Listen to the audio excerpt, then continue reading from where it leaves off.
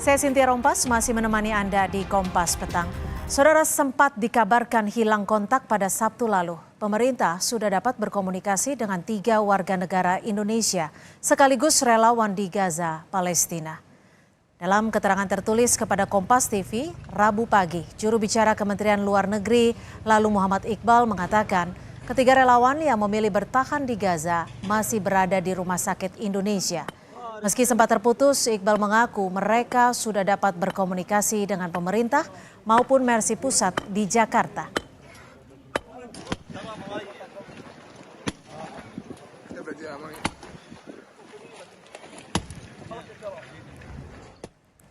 Tiga WNI sudah bisa berkomunikasi dengan Kemlu maupun dengan Mercy Pusat di Jakarta. Hanya hilang kontak beberapa saat saja mereka di Rumah Sakit Indonesia di Gaza, ujar juru bicara Kementerian Luar Negeri lalu Muhammad Iqbal.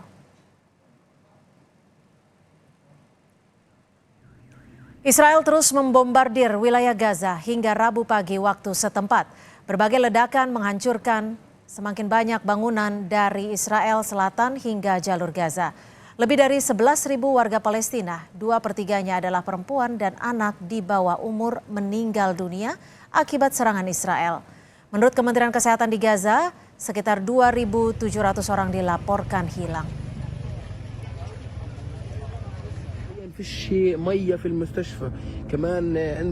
Pasukan Israel tak menggubris kecaman berbagai negara atas serangan ke rumah sakit. Diambil dari Al Jazeera, Israel melancarkan serangan di rumah sakit Ash-Shifa di jalur Gaza, Palestina, Rabu dini hari waktu setempat. Area ruang bawah tanah atau basement rumah sakit digeledah dan banyak orang dilaporkan tewas tertembak. Israel juga memasuki gedung yang menjadi lokasi ruang bedah dan ruang gawat darurat yang ada di dalam komplek rumah sakit terbesar di jalur Gaza. Dengan menuding ada kegiatan Hamas di rumah sakit tersebut. Sebelumnya Presiden Joko Widodo melakukan pertemuan bilateral dengan Presiden Amerika Serikat Joe Biden di Gedung Putih, Washington DC, Senin waktu setempat. Pada pertemuan itu, Jokowi menyampaikan pesan mengenai gencatan senjata di wilayah Gaza. Presiden Jokowi mengajak Presiden Biden untuk turut menghentikan konflik dan kekejaman yang terjadi di Gaza. Indonesia also wishes our partnership contribute to regional and global peace and prosperity. So Indonesia appeal to the US to do more to stop the atrocities in Gaza.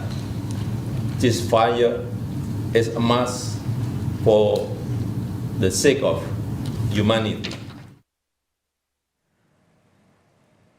Sementara Presiden Amerika Serikat Joe Biden pada Senin waktu setempat juga mendesak Israel untuk melindungi rumah sakit di Gaza. Biden menambahkan bahwa dirinya telah melakukan kontak dengan pihak Israel mengenai masalah ini. Biden juga mengatakan kesepakatan untuk pembebasan sandera masih dinegosiasikan dengan bantuan negara Teluk Qatar. Well, I have not been reluctant in expressing my concerns what's going on. And it's my hope and expectation that there will be less intrusive action relative to the hospital. We're in contact and with the Israelis. Also, there's an effort to take this pause to deal with the release of prisoners. And that's being negotiated as well with the Qataris are engaged. And so I remain somewhat hopeful, but the hospital must be protected.